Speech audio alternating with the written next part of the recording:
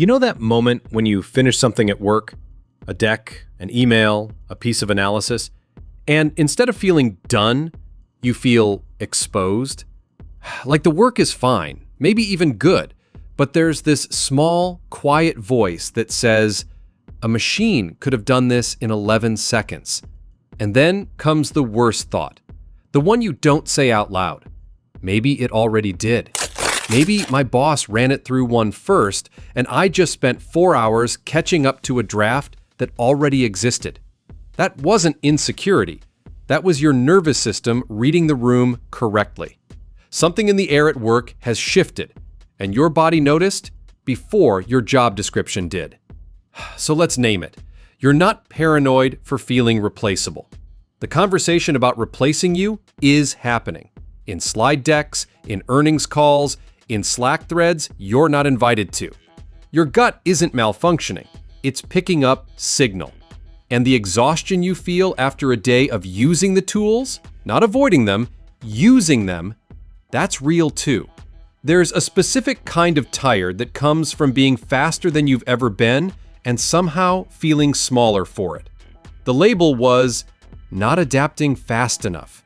The reality is you're being asked to compete with something that doesn't sleep, doesn't doubt, and doesn't need its work to mean anything. That's not a fair fight. That's not even a fight. That's a category error someone is making about your job and then handing the bill to you. Here's the thing about feeling useless at work right now. It's not a character flaw. It's a predictable response to a specific shift in your environment. And there's actually research on it. A 2025 study from the MIT Media Lab tracked knowledge workers using generative AI tools daily for several months and found a measurable drop in something they called cognitive ownership, the sense that the output of your work is yours. The faster the tool got, the less workers felt connected to what they produced. Not less productive, less connected. So you're sitting at your desk, hitting your deliverables, maybe even hitting them faster than last year, and feeling like a stranger to your own output. That's not in your head. That's a documented gap between productivity and meaning, and the tool widened it. There's a name for what you're feeling. Psychologists call it agency erosion, and it makes complete sense, because work, for most of us, was never just about output. It was about the small loop of, I made this, and it exists because I made it. When something else can make it in 11 seconds, the loop breaks. And nobody at the all-hands meeting is talking about the loop. They're talking about efficiency gains. But then there's something else happening underneath the productivity story. When you use AI tools well, really well, the way the LinkedIn posts say you should, something strange happens to your sense of skill. Anthropologist Madeline Claire Elish has written for years about what she calls moral crumple zones, the way humans in human-machine systems absorb the blame when the machine fails. But there's a quieter version of this nobody talks about, the credit crumple zone. When the system succeeds, the machine gets the credit. When it fails, you get the blame. You're load-bearing in both directions and visible in neither. So you sit in your one-on-one and your manager says, "Great quarter, the team's really embraced the new tools." And you smile. And somewhere in the back of your chest, something deflates. Because the part of you that knew how to do this work before the tools, the judgment, the taste, the instinct for when something is almost right but not quite, that part is doing more work than ever. It just doesn't show up on the dashboard. You're not less skilled. You're more skilled in a way that's become harder to see, including by you. Now here's where it gets interesting. Some of what you're feeling isn't fear of the future. It's grief for a version of work that already left. Carl Jung wrote about the way modern people lose contact with what he called meaningful labor, work where the relationship between effort and result is visible to the person doing it. He was writing about factory workers in the 1930s. The complaint translates: Because there's a difference between doing a piece of analysis and approving one, between writing an email and editing one a model drafted. The second version is faster. It might even be better, but it asks a different part of you to show up. The craftsperson goes home. The reviewer clocks in. And here's what people don't say out loud. The reviewer is lonelier. You used to struggle with a problem for an hour and come out the other side knowing something you didn't know before. Now you skim, approve, ship. The friction is gone. So is the small private satisfaction that lived inside the friction. That's not nostalgia. That's a real shift in the texture of your day, and your brain is allowed to mourn it. You're not behind. You're grieving. Those look similar from the outside. They're not the same thing. But let's clear something up. The conversation about AI and your job is being held in two languages at the same time, and only one of them is honest. In public, the language is partnership. AI is a tool. It augments you. It frees you up for higher value work.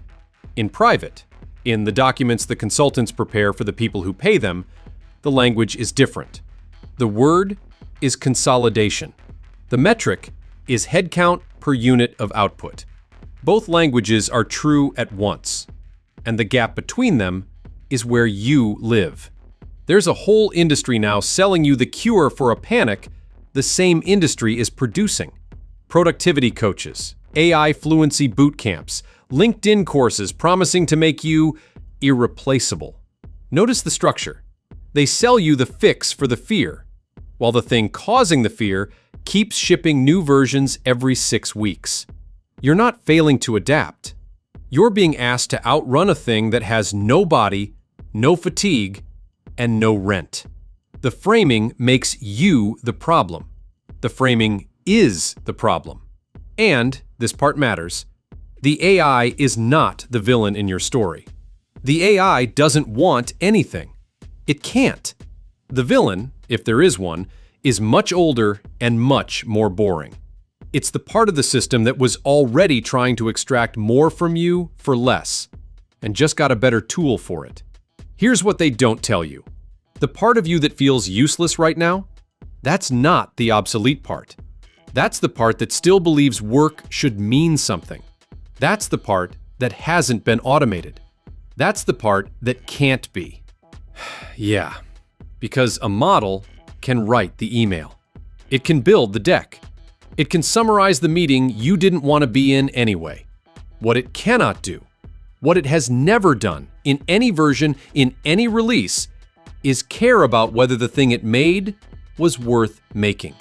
That gap between output and care, between artifact and meaning, that's the whole game. That's where your job actually lives, even when the org chart pretends otherwise. You're not competing with the machine. You were never the same species of worker. The machine produces.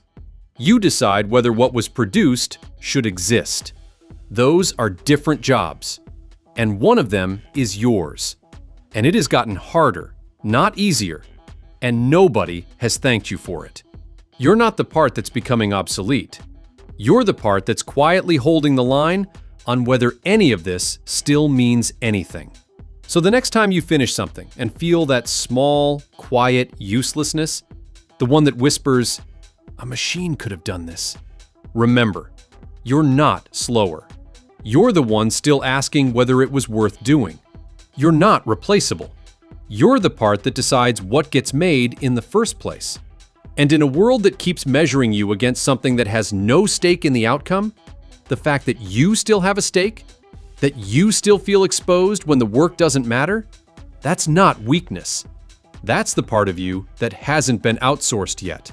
And nobody, including the machine, including your manager, including me, can do that part for you.